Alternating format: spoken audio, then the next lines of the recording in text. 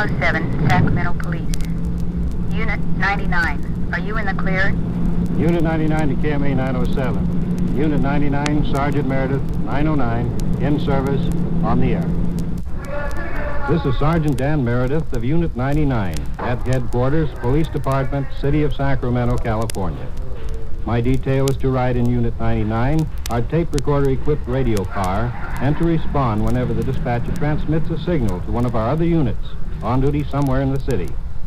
At the scene, we make the recordings which we provide for this program. Now, to tell you more about Unit 99, here's our chief, James V. Hicks, Sacramento Police. When Unit 99 takes off on the dispatcher's radio signal, everything which happens is real. What you hear, happened. This is the standing order to Sergeant Meredith, the officer in charge of Unit 99. Get it on the spot while it's going on. And as you listen, this is what Meredith does. Now to Unit 99 and Sergeant Dan Meredith on duty. Unit 4, a 460, now at 56 and H, Henry. Code 2. Units 29 and 31, cover in.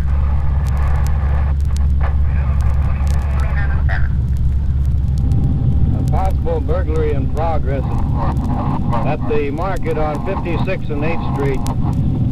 We're opposite 56th Street on Folsom, not too far away. We better cover in. Other units are covering in also. Those are traffic officers. 257, 270 are also covering in on that. Unit 99 will be in cover too. Here's a group of fellows at the market. We're first to arrive. What seems to be the trouble? Somebody tried to break in. Somebody tried to break in? Oh, really, Billy? Is anybody inside? No. I don't know, but saw one guy cut out. So one guy out. I was the one that called Unit 5, Code 924 to 3rd. Inside. What was that? When I live across the street, I called him. When I saw it, I looked out the bedroom window and I saw a fellow's last leg going through. That's what I thought I saw. That's why I called in. You didn't see anybody come out yourself? No, I've been watching it ever since. No one's come out. I saw him. Oh, he left. Yeah, It was the car that left here. That way, see? He found his car over there, see? Did you find the type of car or see the license number? Oh, the lobby. Old model car. It's my daughter. She got the license number on the window. From upstairs. Oh, she has the license number. She's already called it in the police station. Detectives Rellis and Rogers are here. Let's get out. Yeah, we'll go inside. Pretty well lighted up inside. It looks like a big rock over there. It looks like something in the alleyway over there. The whole glass is knocked from the outside inwardly. It's all on the floor of the store. In fact, it's scattered way back to about 20-25 feet. Fragments of glass. Detectives are going in with their shotguns. We're the back of the store now. Oh, it looks like a coil from an automobile. Don't touch it. We might be able to get prints off of it. Did you find anything? That looks like the thing that they threw the door, Marty. Did you check on what was missing? The registers are clean. Was there money in it before? No money in the registers. Did you have money in the registers before? No, we took the money upstairs already. Oh, they'd been upstairs. No, we took the money. We was upstairs. Yeah. Oh, you were upstairs when they came in? Yeah, we heard the noise. I was standing up there and looked down there, didn't see nothing. Then my friend go home. He saw the guy climb up and he yelled at me. But you don't leave any money. You leave the registers open. Yeah, we take no it. money. You No take the money money. with you. All right. Do you think you could identify this man if you saw him again? Did anybody around here? Did any of your friends? I just come in that way.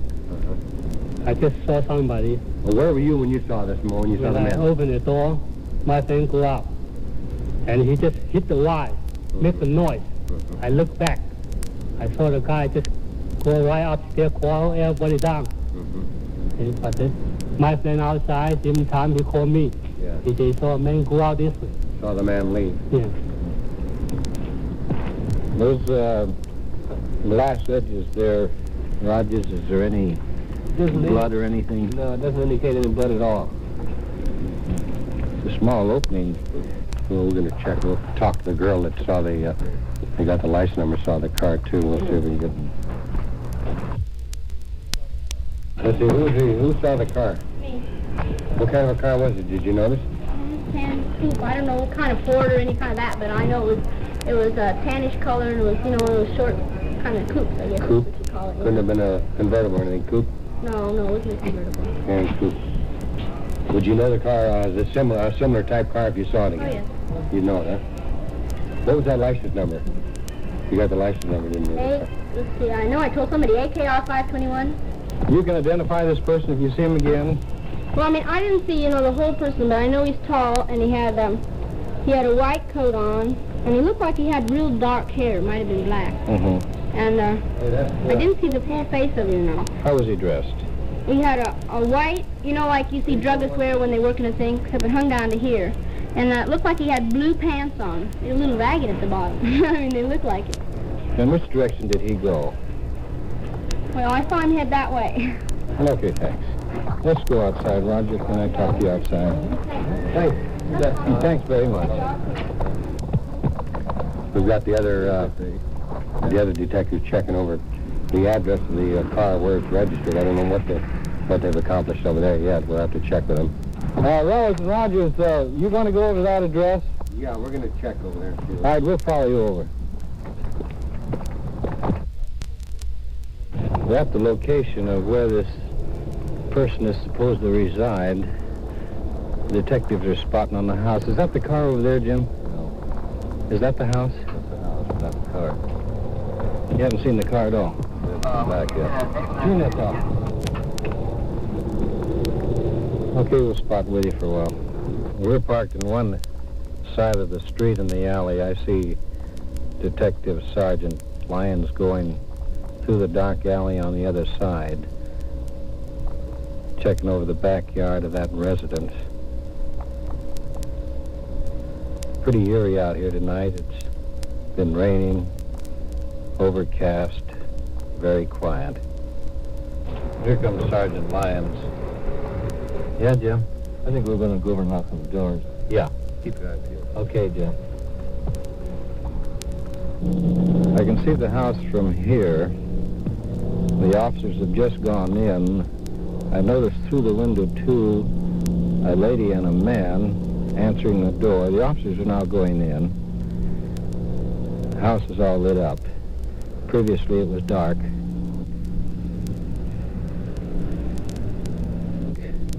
Lights had gone on in the back of the house. We'll stand by and see what the result is. The transmission just came in that car that we're looking for is reported stolen.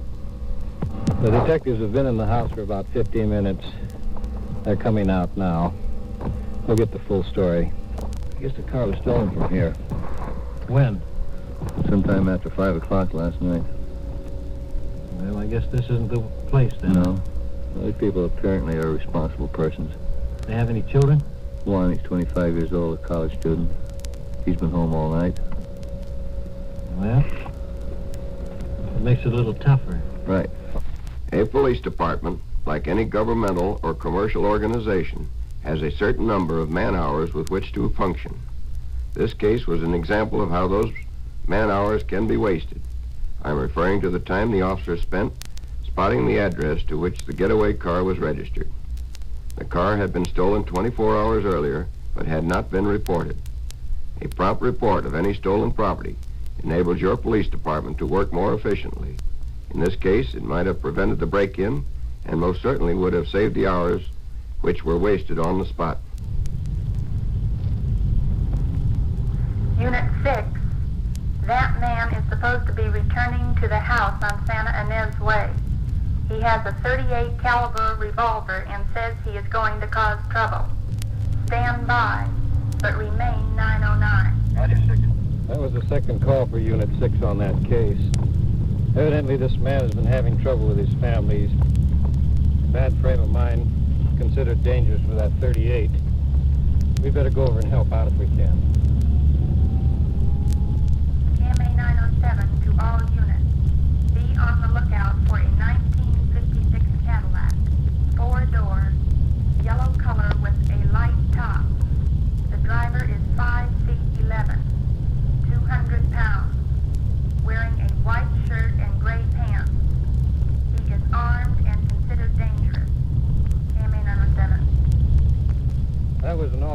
broadcast giving the description of the car and the description also of the man. We're out around East Sacramento now. We'll cruise the area, see what we can find.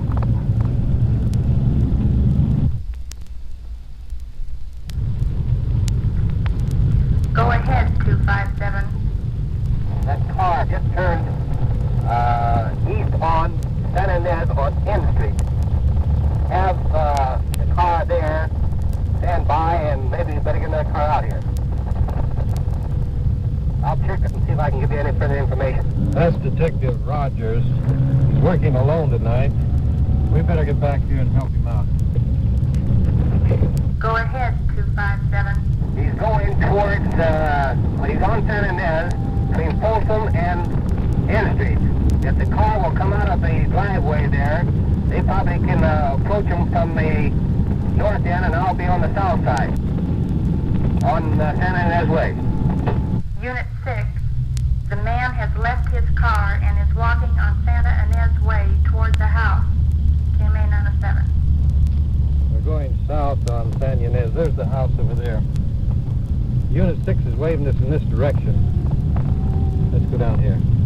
We'll turn here at N Street. There's a fellow over there behind the tree. White shirt, heavy build. Looks like him. Keep on going down to the next corner. We'll make a U-turn and come back.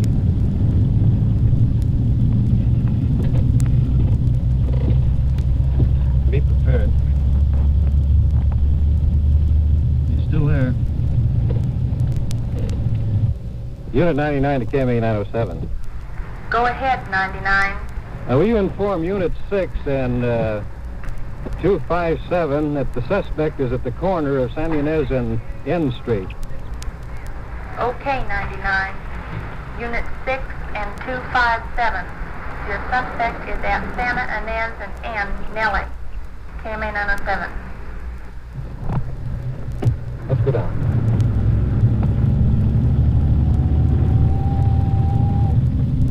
Okay, let's get out, quick.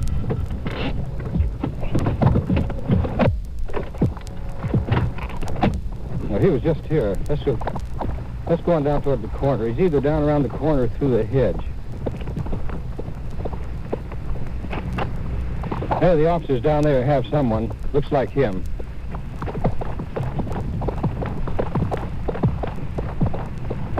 Detective Rogers has him with another officer. Now, what have I done? What did you leave your car down the corner of 30, I wanted to walk down here and see was I welcome in with my home, which my wife's mother asked me to come in with my family last week. I'm not here to fight with anybody. He's clean on me. Yeah, he's clean now. I'm clean. I haven't got anything on me. What were you hiding behind the tree for, then? I wasn't hiding behind anybody. You certainly were when we turned the corner I walked there. there to turn the corner and go down to my wife's and see what it was all about. Where does your wife live from here? Right down the street then. Well, why are you down this direction here, opposite? Because I happen to know her pretty well.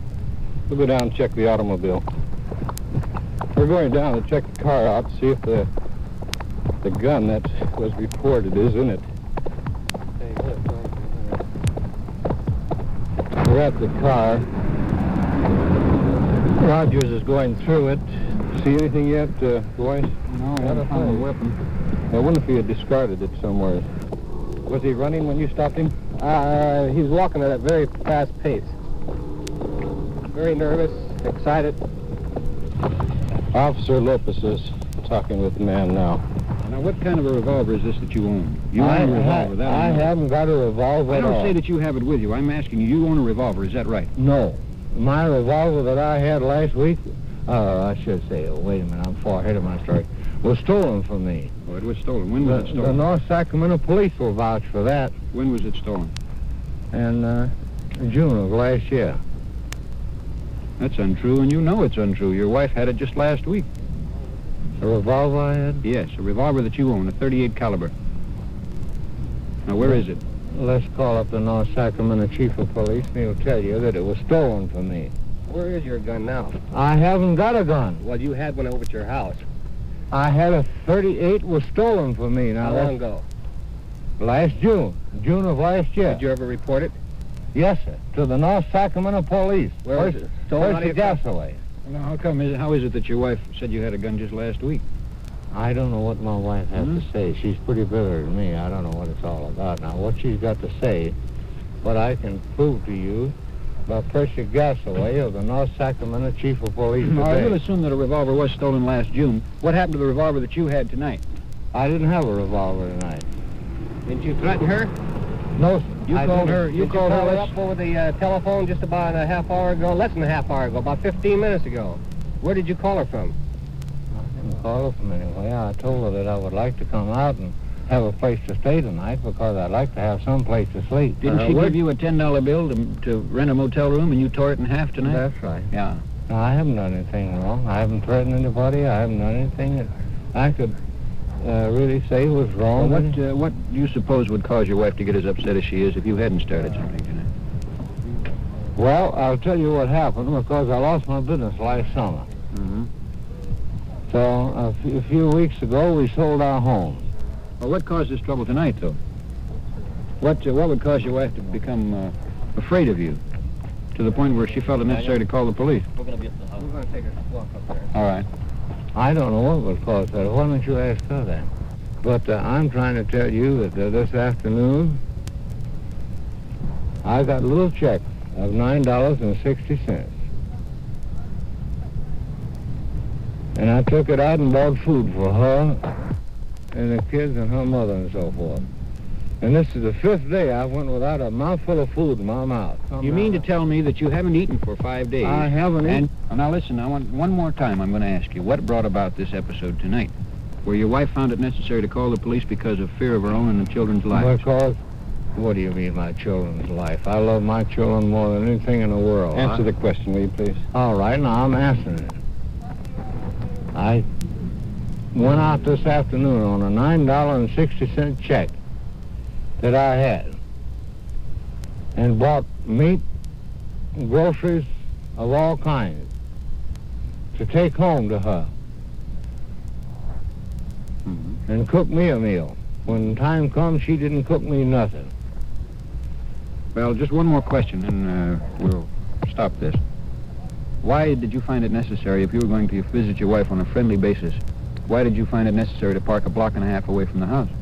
Because I saw you fellas down there and I knew who I had it. You didn't see anybody down here. Yeah, there was no police car down there. She had me arrested about 3 years ago for no reason at all. And isn't it a fact that the police were out at your house this afternoon on a call? I don't know. Oh, you were there. You knew about it. Because that's when she gave you the $10, isn't it? Out of my house this afternoon? Yes. No, that's news to me. I'll be truthful with that, officer. Let's go back to the house and talk to the woman. The officers are at the door now. The lady's just come down. What was the reaction? Well, he states he does not have a gun. So, He doesn't have it. He left with it and threatened us. did you see it in his What? hand? Oh, certainly I did. He was What right time? here. What- Yeah, he threatened us because my mother asked him to leave because he's been heckling me all day. It's just, in other words, mental cruelty. It's just one thing after the other.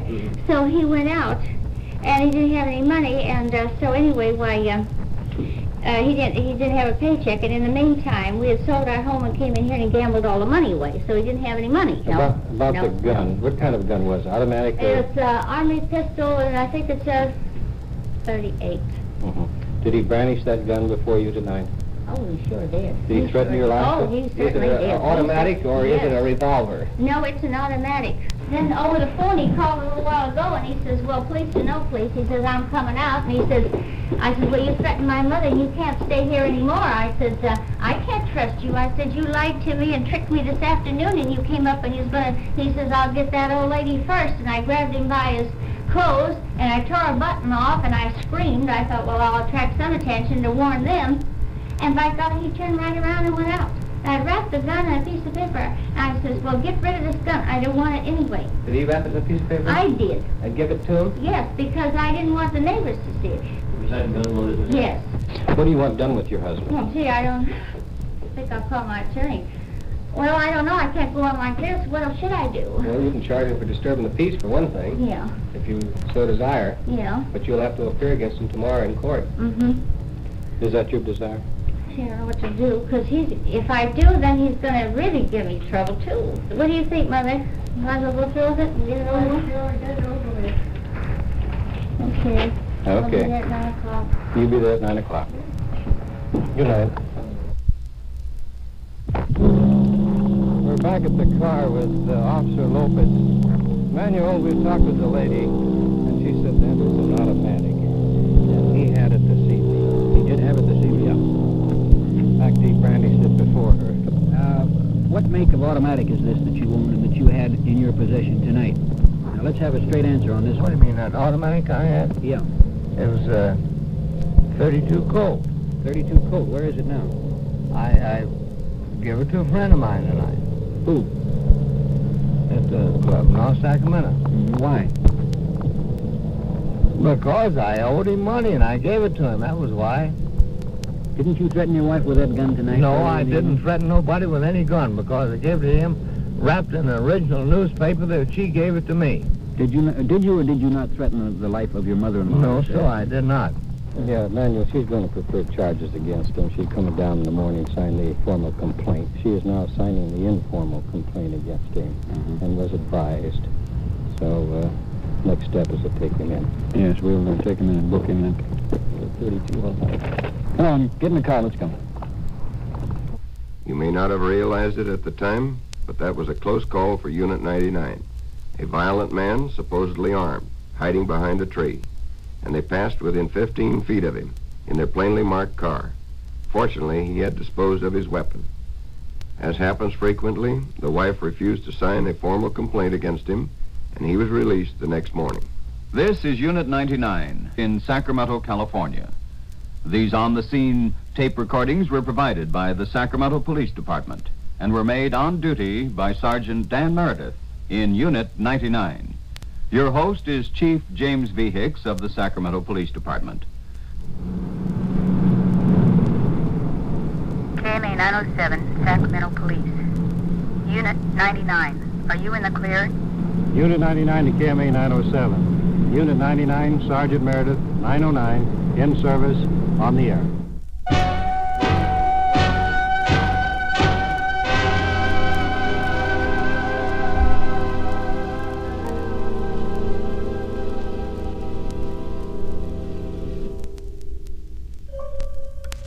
Unit 99 has come to you through the worldwide facilities of the United States Armed Forces Radio and Television Service.